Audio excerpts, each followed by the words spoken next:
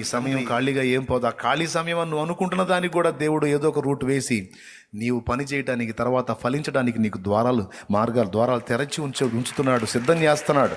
నిరుత్సాహపడొద్దు, కృంగిపోవద్దు, నిరాశపడొద్దు. అయ్యో నా కాలం అంతా వేస్ట్ అయిపోయిందని దిగజారిపోవద్దు.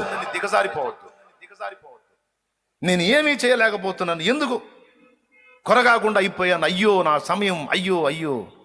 బిడ్డ, డోంట్ వరీ. ఆ మూలుగుడు నీలో ఉందా? ఆ బాధ నీలో ఉందా? ఆ వ్యధ నీలో ఉందా?